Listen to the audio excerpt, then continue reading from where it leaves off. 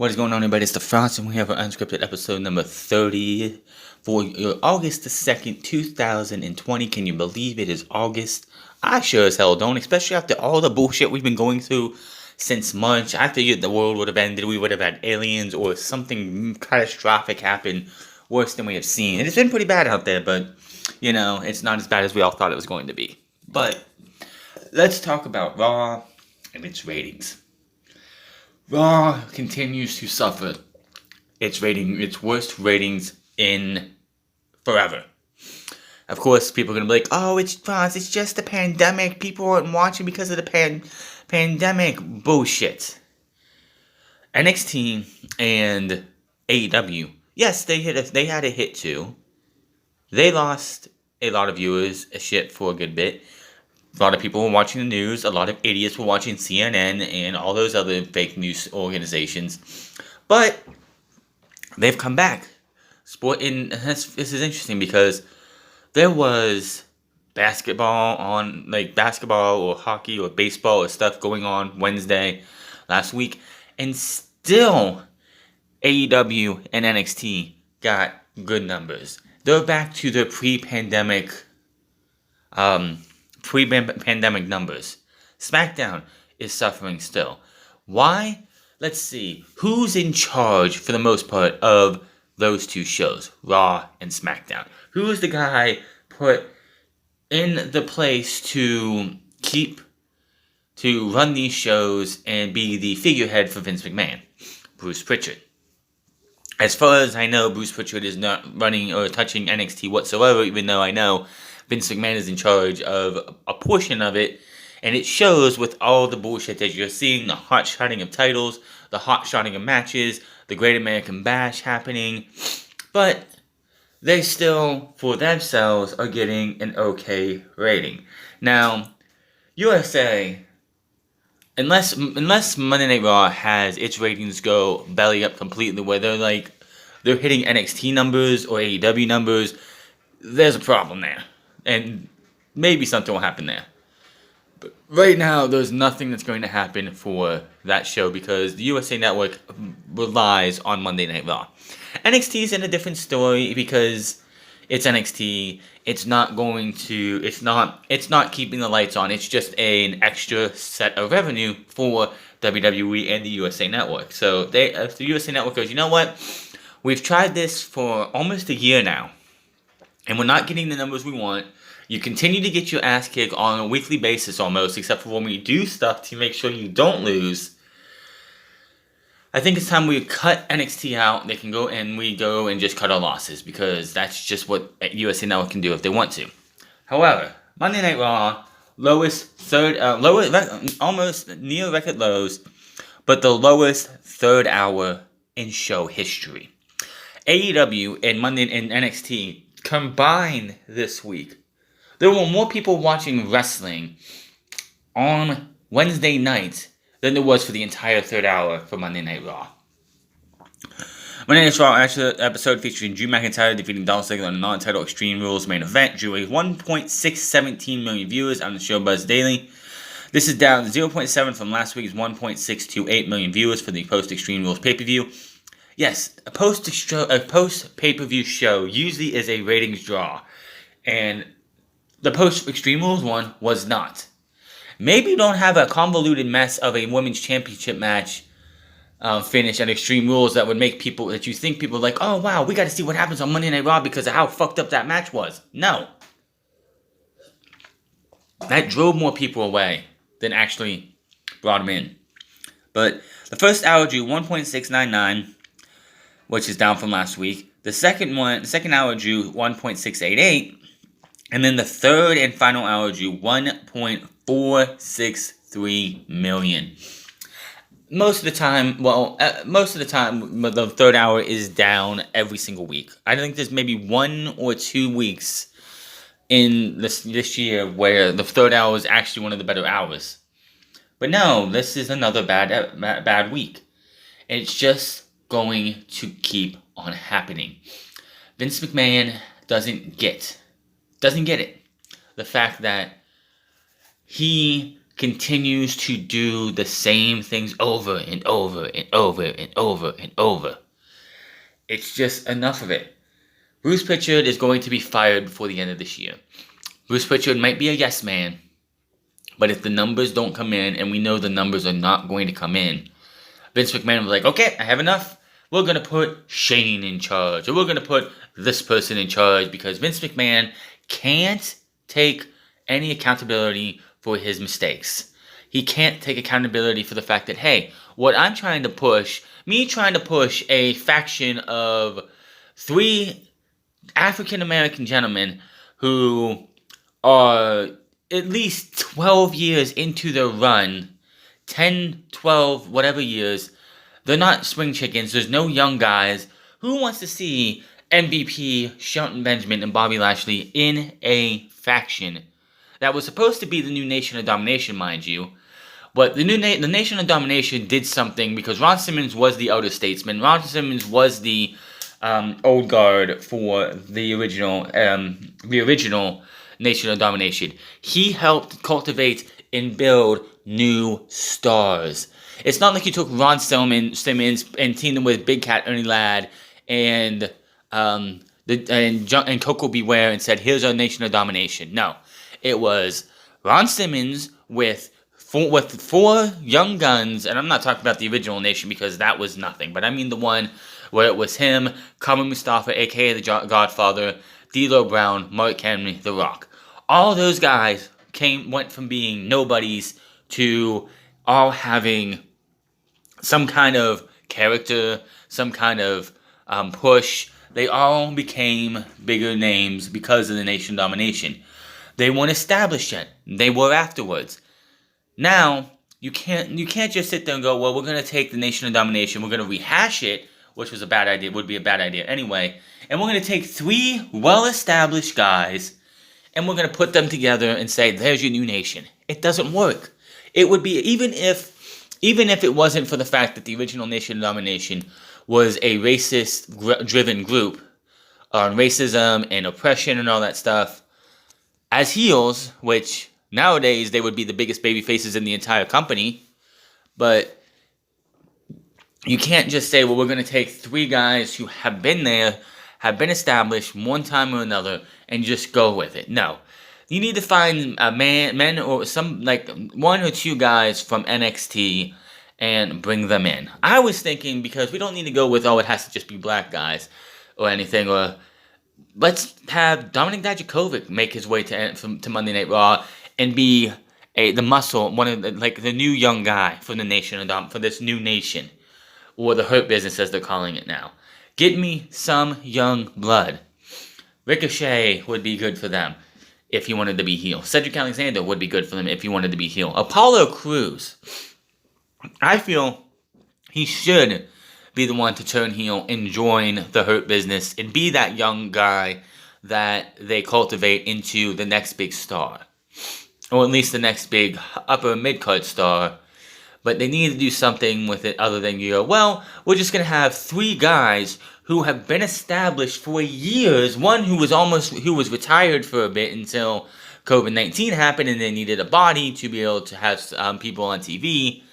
And they didn't want to release him completely, so they went, we'll just have you come out here and be MVP again instead of, just being backstage. There's a lot more they can do with that group, and that group is not moving numbers, and it clearly shows. I mean, you had Asuka versus Sasha Banks on this show, and they couldn't even draw a big number. Why? Because everyone knew it was going to be Kairi Sane's last night. Everyone knew that. That was going to overshadow the title match. Then that finish they did at the pay-per-view hurt any rematch they were going to do. Then, what do? They give you an even worse finish. I guarantee you, by the time Asuka ran away and everyone knew Sasha Banks was going to win the championship, they turned their channel to whatever was on. And that's exactly what happened. I guarantee you. I don't know the actual numbers for that because I have not actually ever really seen any of those numbers for that. But I guarantee you, as soon as Asuka decided that my friend is more important than this championship. I'm going to go see if I can save her, which she didn't even do. Fuck the women's championship. I'm going to leave. Everyone's like, you know what? Click, move on. And that's what probably happened. And I wouldn't put it past the wrestling fans to go, you know, I've seen enough. I'm out of here. But new lows, continue those lows to continue happening until there is actual significant change, and we know there's not going to be significant change in WWE. It's just going to keep going. It's just going to keep happening. So it is what it is. Now, WWE could be facing a problem because everyone knows how the Florida governor, the state of Florida is having a lot more surges in COVID-19. Inflated numbers, but that's not the point. And when this whole thing started, Florida was shutting everything down. Only essential businesses could be open. That was going to hurt WWE. Until, I'm not going to speculate on anything, but something happened, and all of a sudden, they could go back to being live, which they did for about a week, and they're an essential business. So, what now? Well, with everything going on, WWE has a possible backup plan, in case the tapings in Florida is shut down. WWE officials reportedly have several backup plans in place if they have no longer allowed to film TV content on the state of Florida due to the COVID-19 garbage. However, the Observer also reports there's a belief that WWE can't be shut down in Florida due to Linda McMahon's Super PAC Political Action Committee pledging to spend $18.5 billion in the Sunshine State for Donald Trump's 2020 re-election campaign, and due to Florida Governor Ron DeSantis being loyal to Trump. It is also noted by a source close to the situation via the Observer that Chairman and CEO Vince McMahon has DeSantis by the balls, and this is from Dave. It's no secret that DeSantis wants WrestleMania to return to Florida once sports leagues are able to resume regular operations with fans. To prepare in case things get so bad that there is a complete lockdown, which would supersede anything that Vince McMahon has for them. He has a study prepared and now has several different locations as backup plans. One potential backup plan is the TV studios near company's HQ in Stamford, Connecticut, which is where the Firefly Funhouse match between John Cena and Bray Wyatt was filmed. I kind of figured that's where they had that filmed. And it said that WWE can make these settings look similar to the setup they have at the Performance Center. Orlando.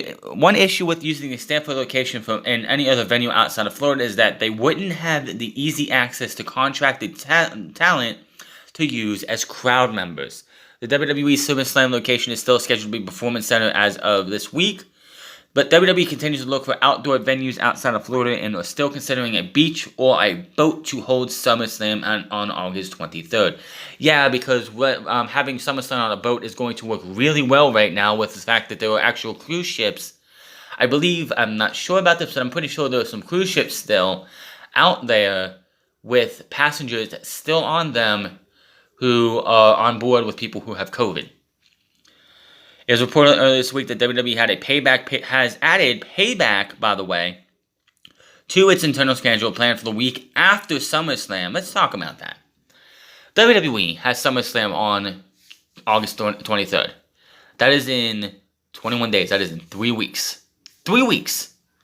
They don't have a location. They do not want to do SummerSlam in the Performance Center. Vince McMahon has been watching the last few shows in the Performance Center, and he is just sick to death with having to put his pay-per-views, his shows, in pretty much empty arena crowds. He's getting tired of it, and I wouldn't blame him for that. But I would also have to say that if you would have done the right thing and took all of April, and taped all your Raw, SmackDown, NXTs, and pay-per-views going up until, I don't know, I'd say SummerSlam, then maybe you would be able to find a way to get this all out of the system. Maybe, I don't know.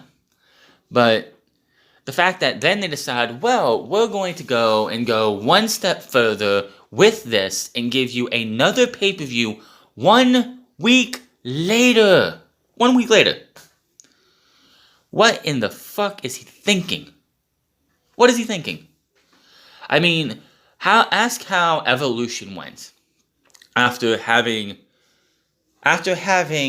this all go down and having what was it? And they had Evolution as a pay-per-view in 2018. A week and a half prior to Evolution, they had a they had a Saudi Arabian show. The Saudi show took precedent, so there was no build to the Evolution show, so the Evolution show felt flat. Now, here we go with the fact that they want to have a pay-per-view 1 week later, which tells me that they were going to have SummerSlam, and SummerSlam is not worth watching because every match that you see on SummerSlam, you're going to see 1 week later. Who the fuck thinks this is a good idea? Who? I seriously want to know. Who thinks this is a good idea? This is terrible. How many times can you sit there? I mean, yeah, we all groaned and moaned the fact that WWE back in 2016 decided we're going to do 2 pay-per-views a month, minus the big 4 pay-per-view like SummerSlam, Survivor Series, WrestleMania, and Royal Rumble. But all the other months we're going to have 2 pay-per-view months. 1 for Raw, 1 for SmackDown. Of course, they had 2 weeks in between. So at least, and the fact that, you know, if you watched Raw, you saw their pay-per-view, then Raw had 4 weeks to go before their next pay-per-view, whereas in between that, there was a SmackDown pay-per-view. So each show was building towards their pay-per-views. So I don't get how they think this is even a good fucking idea to go, well, we're bored, we want to do something, let's have another pay-per-view. It just makes no sense. But hey, payback on the 30th, I don't even know what the hell they want to do.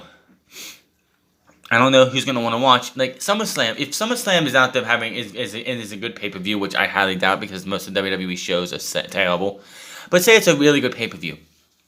Do you really want to go for, and say you have some of the best matches of the year, and then you realize that all those matches you saw are going to happen again, and sometimes that could be exciting, especially if it's like, say, Daniel Bryan versus Matt Riddle at SummerSlam. Just throw it out there. And you're like, whoa, that was a hell of a match. Hey, by the way, guess what? Next week you get Daniel Bryan versus Matt Riddle again. That could be one thing, but it's like, no, I don't want that shit to be going on again and again and again. There's no justifiable reason to have another pay-per-view the week after the biggest party of the summer, aka the second biggest pay-per-view of the year, and this pretty much the fall version of WrestleMania, as they call it. It just makes no goddamn sense why they're even thinking about doing a pay-per-view right after SummerSlam. So, even if they go on and have this pay-per-view happen, what are they going to do for September? What's that pay-per-view going to be? Payback should be the pay-per-view for September if you're going to do that pay-per-view. I don't know. This company's just out of their mind. Now, hold on. What we got here? Now, if you would have watched Monday, this past week, you had Aleister Black get his eye gouged out by Buddy Murphy. So, now, there was an angle, the angle was done to write him off TV, not forever, but for a little while, just like they did for Rey Mysterio.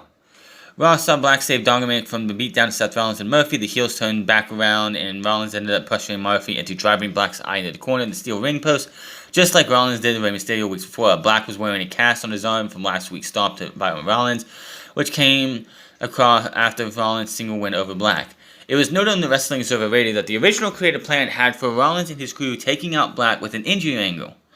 There's no word yet on how long they want to take Black out for, but it's interesting that they would put him on a shelf in the storyline at a time when the roster is already low on talent. On a related note, it's also reported that Rey Mysterio has not signed with WWE as of Monday. Rey has been without a contract for a while now, and there's no update on how those negotiations are going. Rey lost the eye for the eye match to Rollins on the horror show that was Extreme Rules. This past Monday's Raw saw Dominic get more physical as these recent months while working the storyline with his father, Rollins and Murphy, and the others. Dominic ended up snapping with the kendo stick, chasing Rollins and Murphy away as the injury angled to black. I don't know what Vince McMahon has against Aleister Black. I read somewhere and I can't seem to find it. I've been looking for it. But Vince McMahon loves Aleister Black. He loves the guy behind Aleister Black. But he feels the gimmick would hold him back. What? What? The gimmick was what helped him get over in NXT.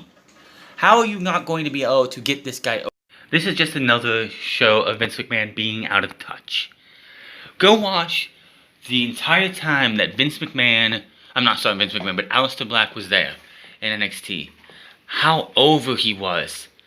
How, everyone, Vince McMahon doesn't get the gimmick. Vince McMahon doesn't get the man. Vince McMahon doesn't get how to gauge over talent. It's just so ridiculous how bad he is with all this. I mean, come on, man. How could you be so bad at this?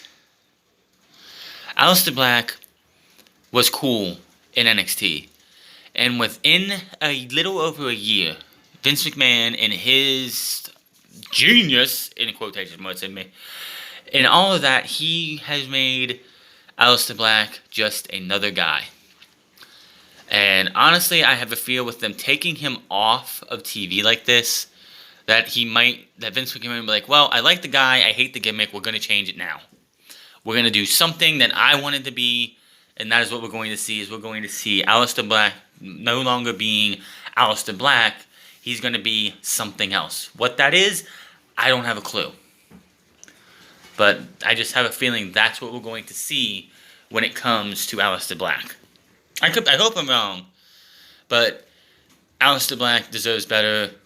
And he was one of those guys in NXT, and I know we say this about a lot of guys. We say it about Adam Cole. We said it about Kevin Owens. We said it about Finn Balor. How could you fuck this guy up coming up to the main roster? And then they get up there, and Vince McMahon does everything he can to fuck up the talent. And that is exactly what has happened with Aleister Black. Which, I can't even with this company. So, as we know, going into this past Monday, as we continue on the Monday Night Raw shit train, we were told last week, or the week before, that it was going to be Drew McIntyre versus Dolph Ziggler in a WWE Championship rematch. Then we get to the show, and it was a non-title match. It was originally advertised as a title match. Over the weekend, WWE changed the bout to a non-title match, but the champion still getting to decide the stipulation. WWE made the switch because they wanted to get the angle between Orton and McIntyre going for SummerSlam, according to the latest Wrestling Observer Radio. WWE originally tore up Orton's promo challenging McIntyre this week, but a short time later decided to put it back into the show.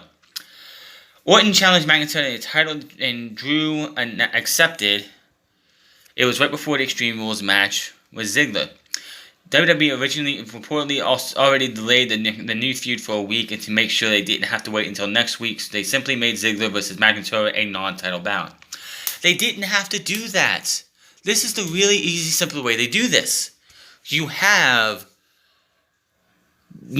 to have Randy Orton make the challenge right then and there.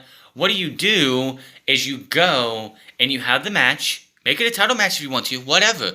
And then the final shot that we saw is all you need to do. Have Randy Orton hit the RKO, grab the title, pull it out, stretch it out, caress it a little bit like he did, and that's that. And there you go. You're set up for the match. But no, that's not what they did. It's just so ridiculous how WWE's like, well, we don't want to have to delay this. You weren't going to be delaying anything.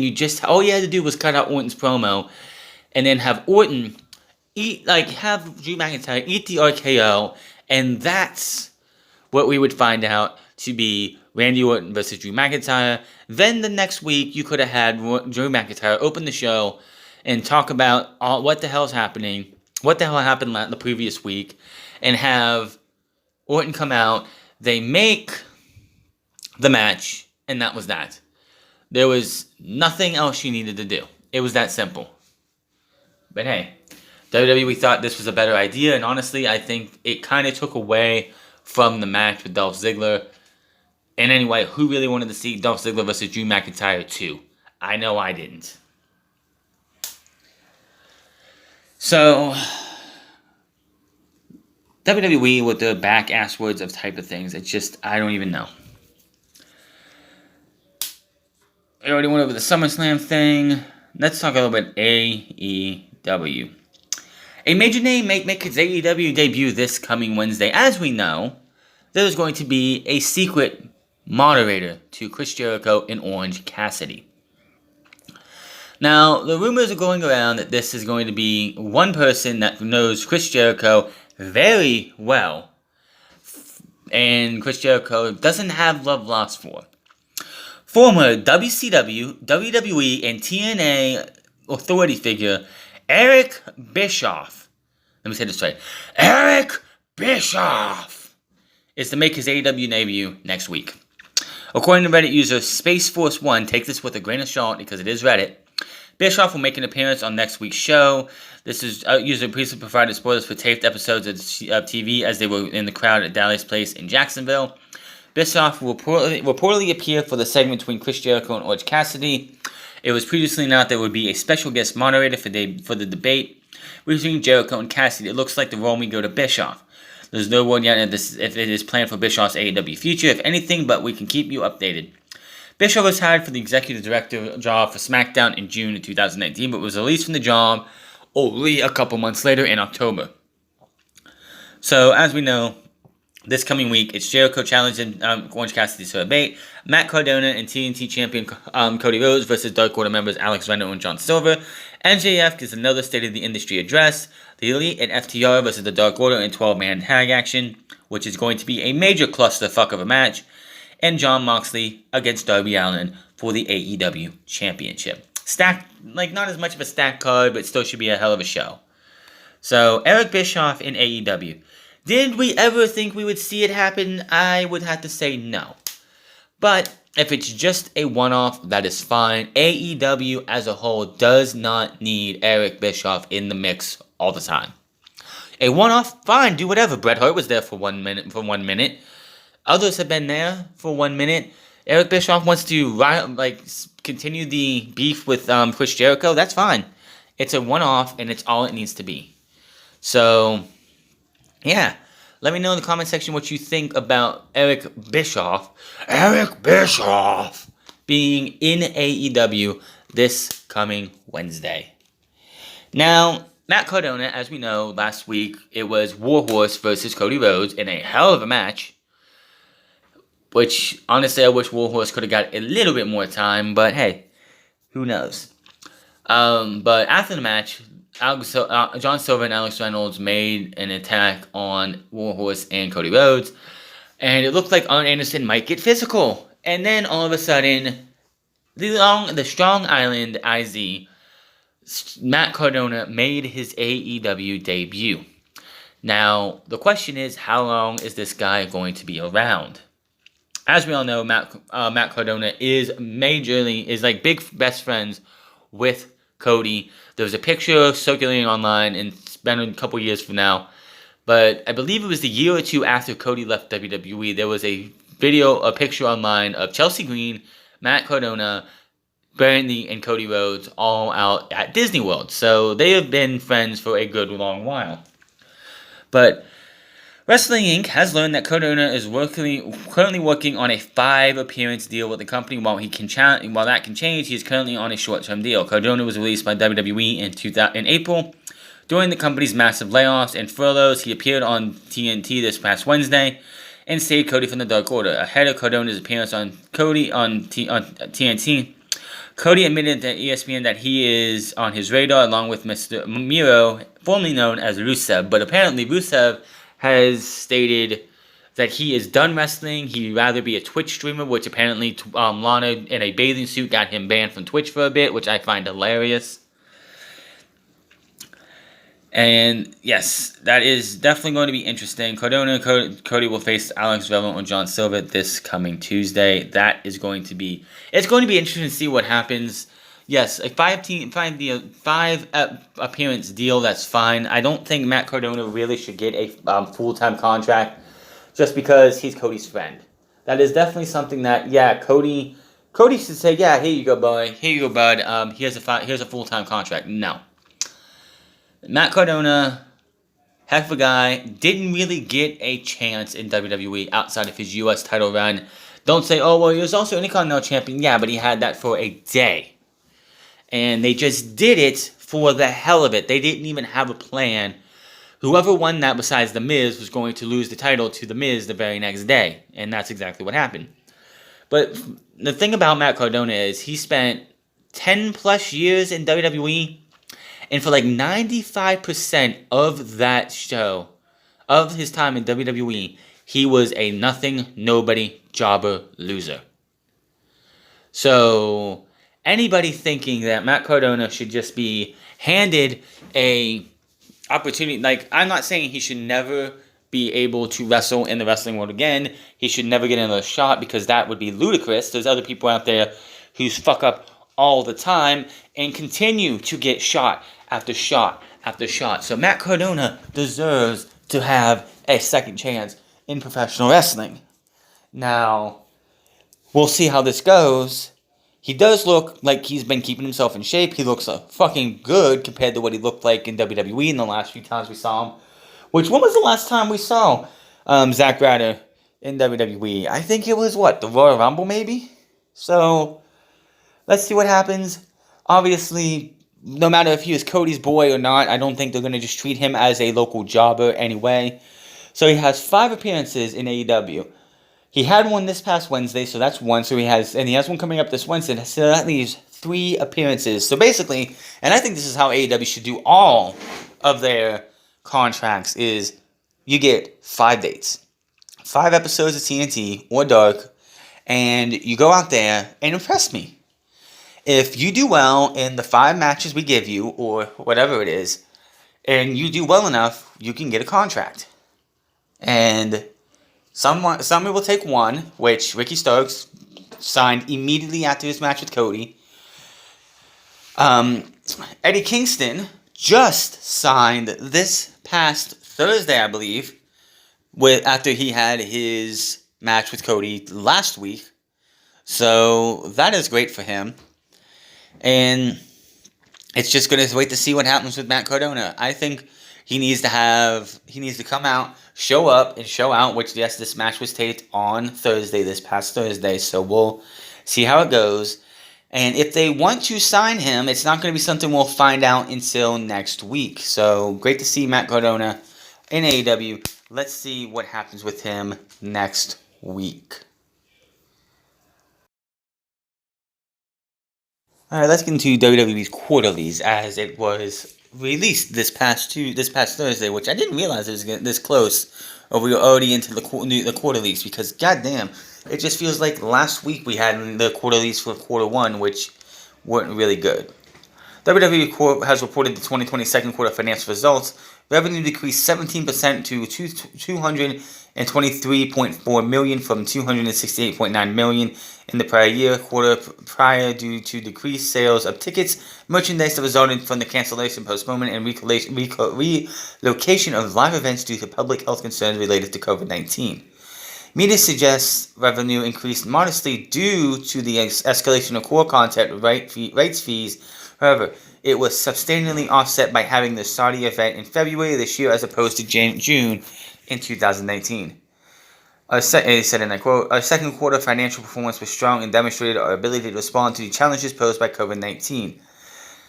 We continue to adapt our business to the changing environment, focused on development of new content for global distribution platforms and increasing audience engagement to drive growth and value of our shareholders." Yeah, sure. Wait a minute, where's it at? So, yeah. Revenue decreased, of course, as we know.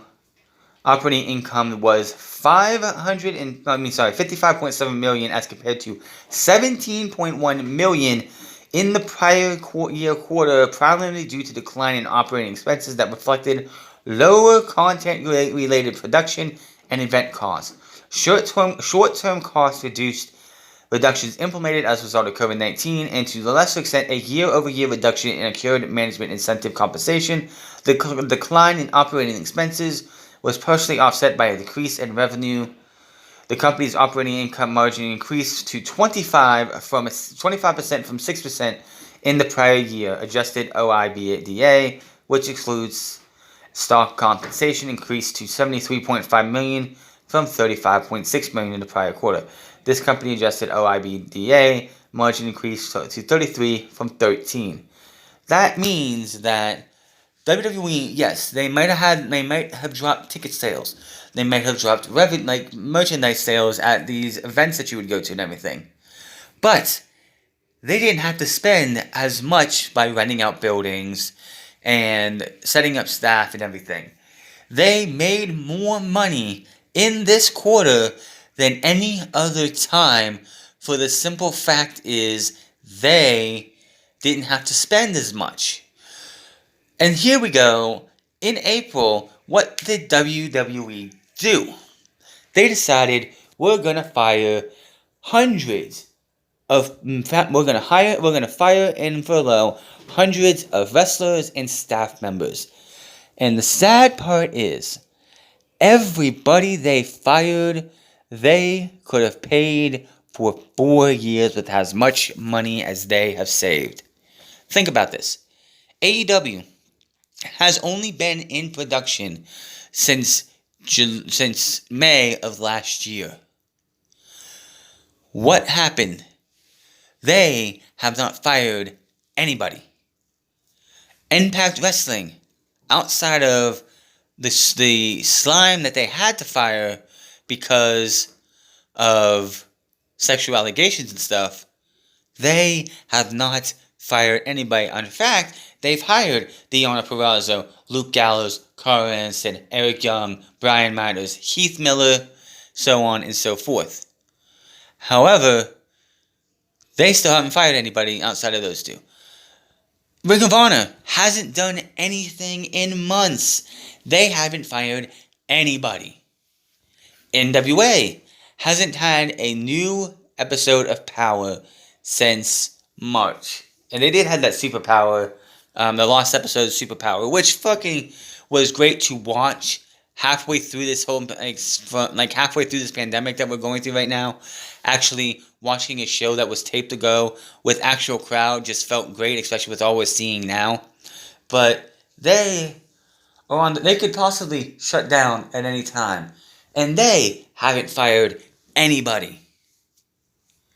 Now, New Japan Pro Wrestling, which relies on ticket sales and merchandise over anything else, hasn't shut down, hasn't fired anybody. But yet WWE fired at least 100 plus talent and staff members because they needed to keep their revenue from faltering.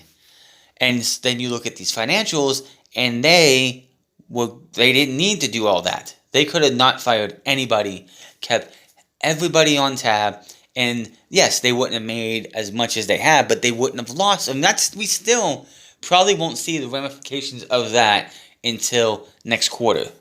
So we are in the middle of Q3, and we will not see these numbers until about October, maybe October. Yeah, I think maybe October. So the fact that WWE thinks that they need to do all that to cut costs is ridiculous. When all these other wrestling companies that have TV, even MLW, yes, Brian Pillman Jr. still works for MLW. He's been on AEW television, but they have not gone and cut talent to save cost, and they aren't dead. It's just kind of funny how all these other smaller companies that aren't going to be able to touch WWE don't have to go out there and cut cost to save money, but yet WWE, which is making more money than anybody else, and their financials for this past quarter shows they don't need to do what they did, but they did it anyway. Now, hold on here. AEW's numbers have rebounded while Raw and SmackDown have fallen. Vince McMahon had some words on this. And as soon as my thing loads up, we'll be able to get into that. But AEW, yes, the real simple answer is AEW doesn't insult their fans' intelligence. AEW actually listens to the fans. Just look at Warhorse versus Cody Rhodes. Chairman Vince McMahon commented on AEW versus NXT, Paul Heyman being dismissed from his creative job, and Triple H working creative during WWE's second quarter earnings call with the investors from this evening. Vince took the loaded call from Brandon Ross of Lightshed Partners. Ross asked Vince why he thinks WWE, NXT, and AEW have rebounded back to their initial COVID-19 shock better than Raw and SmackDown had. If Triple H could help in elevated creative roles on Raw and SmackDown, given his NXT success, why he fired Paul Heyman from the Raw executive job, and if firing Paul Heyman means that Vince has abandoned his strategy about doing a Q1 call in January, he indicated they had to be patient with the plan to get over new talent on the main roster. Oh yeah, I forgot that was Vince McMahon. Vince McMahon said that in a picture in the Q1 earnings call a couple months ago. It's like, we just have to be patient. We have to be patient to put new talent over. And then lo and behold, only 3 or 4 months later, what does Vince McMahon do? He gets rid of the guy who wanted to put new talent over and puts his yes man into that same position. And it's just so bad. That was a lot. Vince was first responding to the question. He took the NXT AEW question and said they are looking to make Raw and SmackDown have a more youthful feel. I think some of those are new. It's something that's new in what you have, and it's up to us to make Raw and SmackDown feel more youthful. That is where we're going. Oh, really? That's why the Big Show, Ric Flair, had prominent roles on Monday Night Raw for like 3 weeks straight. That's why your newest faction on Monday Night Raw is Bobby Lashley, MVP, and Shelton Benjamin. Shelton Benjamin made his debut in 2002. MVP made his debut in 2007 and 2008. Bobby Lashley made his debut in 2007. Real youthfulness right there, Vince McMahon. Mark Henry and Ron Simmons both seen backstage, possibly being managers for a quote-unquote new Nation of Domination. Are you kidding me? Youthful? Where? Because I don't see it. Then commented on the strategy from his first talk about doing the Q1 call in April, where he said that they were working on building new main roster superstars and that it takes some time to get them over. He did not directly answer if Heyman's creative dismissal means a change in direction when it comes to getting stars over. As far as continuing on, acting on what's new and building in characters, you always have to build new characters constantly, Vince said. Yeah, but you haven't been doing that. You haven't been doing that. Relying on Randy Orton, which, like, no disrespect to Randy, but he's been doing a hell of a job at this time. But still, Randy Orton has been in WWE on the main roster for 18 years. Because we know he's going up against Drew McIntyre at SummerSlam, unless he's losing to Drew McIntyre convincingly or in a match that is believable that Drew McIntyre could win, I don't buy them using youth. Having Bobby Lashley squash Mustafa Ali this past Monday is building your youth up. Give me a break. As far as Triple H helping out on Raw and SmackDown, that happens, Vince said. It's all hands on deck in terms of all we do. Finally, Vince commented on Heyman's work in creative while he will remain with the company as an on-air talent. He was released from his role as director on June 11th of this year, 1 year after he was hired to the role. Vince briefly spoke on Heyman. As far as Paul is concerned, he did a very good job in his terms of creativity. Yeah, but he didn't do what you wanted. Vince McMahon is just trying so hard to deflect. He doesn't want anyone to go, well, Vince, it's probably your fault that this is how bad things are going. But again, Vince McMahon will like, oh, no, that's not exactly what's wrong here. It's just so bad how Vince McMahon is. How to fix ratings. He commented on the drop of ratings and what he thinks they need to do to turn the ratings back around. Corey Baker of Gunningham Securities opened the Investors QA portion of the column and asking Vince about the recent drop in ratings, but Baker acknowledged that COVID-19 has impacted WWE production and the product itself, and asked Vince how concerned he is with the ratings issue and what insight WWE officials have in regards to what the cause of the decline is. He also asked which strategy WWE has to return the ratings around in the near term, giving COVID restraints and the long term. As it has in the past, Vince reiterated how important the audience members of the WWE product. As far as ratings are concerned, Vince says, again, more than any other sport, surely our audience is part of the program. It's audience interaction that always is a plus. Again, it goes all the way back to the organization of this genre in terms of yay and boo. So the audience is integral to our success in the television ratings again because the interaction or lack thereof. He continued and said some of what the company can do to turn the ratings back around would including creating more compelling characters, coming up with better storylines, and creating content that might be out of the ring, which focuses on superstars and their stories. Oh, you don't say! You've been doing this for how long, Vince? 60 years? 60, 50 years? Something like that? 60, 40, whatever years it is? And you still haven't made the changes necessary for this to work. You just haven't. You need compelling characters, better storylines. But I haven't seen any of that. This entire pandemic thing is going on, and the only thing that has happened in the last 4 months, in my opinion, the only interesting thing that has happened was Alexa Bliss getting hit with the mandible claw by The Fiend. I'm going to be honest. On Monday Night Raw, on Monday Night Raw, nothing has been interesting that we haven't seen before.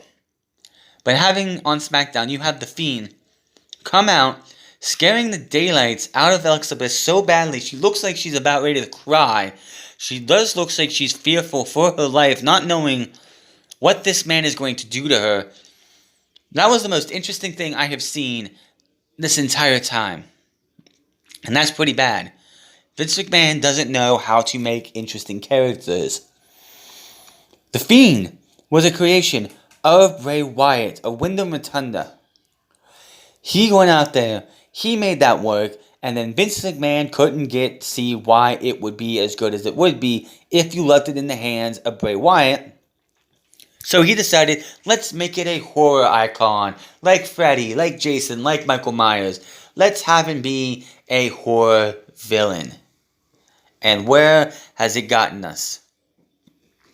The Fiend felt completely wrecked, completely destroyed, completely useless. Then, what was great is that they got rid of The Fiend for a bit, and it had been John Cena versus Bray Wyatt was the last time we saw The Fiend. But, yeah, here we go. Vince McMahon telling you what needs to be done, and then turns around and doesn't actually do it. So who are we to actually listen to Vince McMahon? Notwithstanding that, I think we have more compelling characters, better storylines, new characters coming to where we are right now, and more content that's not necessarily in the ring, but those focus on... No, you don't. No, you don't. No, you don't.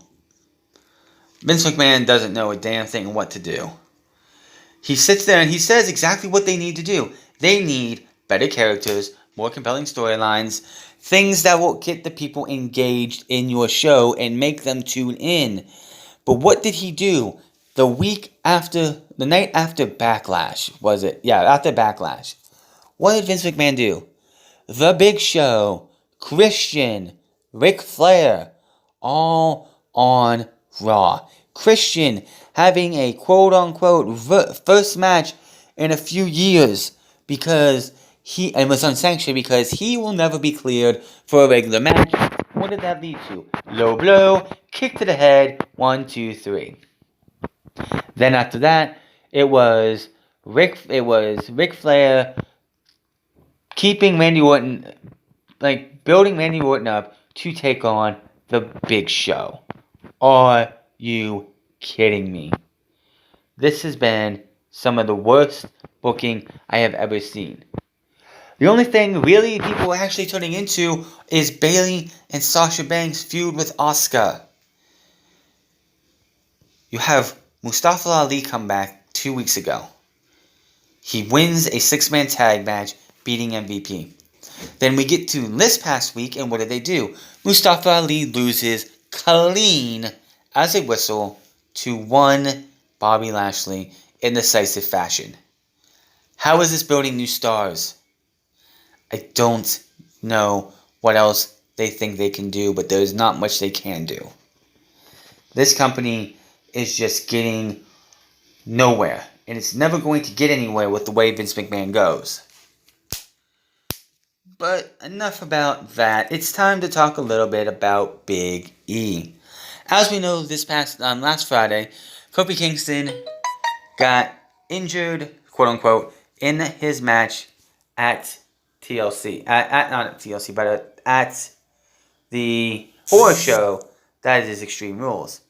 So what does WWE do? They have him come out on Friday last week and be like, well, E, I'm out. Woods is out. It's your time. It's your time to shine.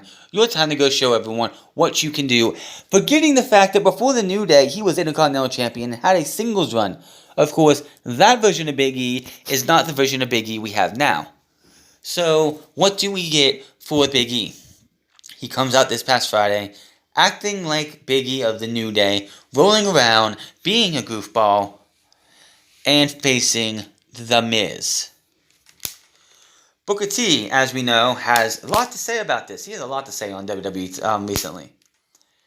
And he recently hosted a live stream of the Hall of Fame show with the Reality of Wrestling's Brad Gilmore to discuss the Extreme Rules fallout from the pay-per-view and address the new talking around. This includes Shinsuke Nakamura, title winner of the New Day. When it came to the subject of Cesaro, Booker T had some interesting takes on how he felt a lot of himself in him. He also shared many other thoughts on accessing Cesaro, which was not what we're here for. Okay, why did they... New Day also titled Cesaro and Shinsuke Nakamura, as we know, left their future a bit up in the air. Kofi Kingston stated that he would be out of action for 6 weeks, which we're already 2 weeks in. Big E shared his thoughts on the New Day. Should be spanned altogether. Well, it has to be close to the end. I mean, they've had a hell of a run. They can't run things forever. I don't think the New Day want to stay 20-time WWE Tag Team Champions. I think they think that was old after a period of time. Then after you had that success in tag team, you want to explore. You want to see if you could actually go out there and do a single in the singles ranks. Time is running out for Big E. Exactly. Time is running out for Xavier. Exactly. Xavier, I forgot he's done. He's finished, which we don't know what's going on with Xavier. Big E still has some time left to go out there and cash his ticket. Go out there and stake his claim as far as his legacy and perhaps becoming a World Heavyweight Champion. There's nothing like becoming the World Heavyweight Champion. He also would go on to state about the fact that Big E needs to get rid of the New Day garb. Big E, there's no reason to have Big E going out and be like, oh, people at home, don't you dare be sour. Clap for your World Tag Team Champions and feel the power and be like New Day member and come out rolling around and all that stuff. It doesn't need to happen. Last year, when Kofi Kingston won the WWE Championship, we all said he needs to shed the New Day gimmick and be his own man. He did not do that. He kept running around, walking around with pancakes, tossing pancakes, stuffing pancakes between his stomach and the WWE Championship. That looked so fucking bad. That diminished the WWE Championship so badly. I was ashamed as a wrestling fan to see the WWE Champion running around as a pancake loving goofball. I mean, come on. That was the best you could do for Kofi Kingston. And now people are saying that Big E needs to get a WWE Championship opportunity without actually doing anything. No. Yes, Big E could eventually be a Universal Champion. Him and Braun Strowman would be a hell of a feud to get the title off of him. But if you really, or the Fiend, whatever. But if you really think that we need to see the WWE Champion for a second year in a row, or a World Champion in the second year in a row, running around like a goofball, just like Kofi Kingston did, you're out of your mind. There is no reason that Big E should be getting a WWE Championship, a Universal Championship opportunity right now. He needs to go out there and show what he can do and prove that he is championship material, but he needs to shed the New Day gimmick. There is no reason to have one member of the New Day being on television repping the New Day when you don't know if Xavier Woods is ever going to be back. You don't know if they're going to hold Kofi Kingston off for a while. What if Kofi Kingston is out for 6 months, which I doubt that. I mean, it's only a rib injury. I mean, come on. But here's the thing. If Kofi is out for 6 weeks only, say that's the thing, 6 weeks he's out, what can Big E really do in 6 weeks' time? I don't even really think they could do much with Big E in 6 weeks' time. It makes no sense. So WWE needs to do something with Big E that makes sense, because having him just go out there and be like, I'm a member of the New Day and I'm Big E and I'm going to be WWE. No. He needs to drop the gimmick. He needs to be reinvented. Go out there and show us. The reason that Kofi Kingston could get away with doing that is the fact that Kofi Kingston has had many runs as a single star in WWE prior to New Day. Xavier Woods, not so much. Big E, yes, won the Intercontinental title one time, but really didn't do much after he lost the Intercontinental title. He was a floundering act going nowhere. Kofi Kingston did multiple stints as a singles champion, so he had the appeal of being able to be a singles champion with the title around his waist. So, yeah, Kofi Kingston is one way of doing it, but we don't need to see a rehash.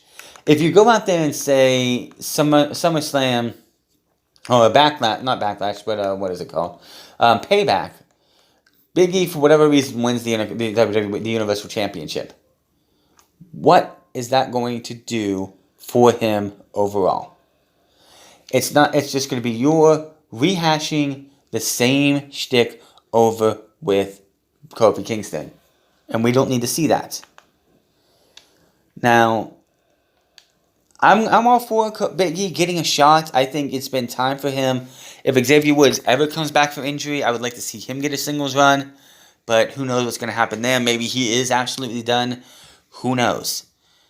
But Big E needs to come up with something better than just being a member of the New Day. That's just my opinion. Before we get out of here, I do want to mention that Eddie Kingston did sign with AEW this week, which was fantastic. The first time I saw Eddie Kingston was in Impact Wrestling, back when it was him, James Storm, and Bram with that weird fucking gimmick where they were like those Fox masks. I don't remember what the name of the fucking group was. They were like a Doomsday Clock type of group.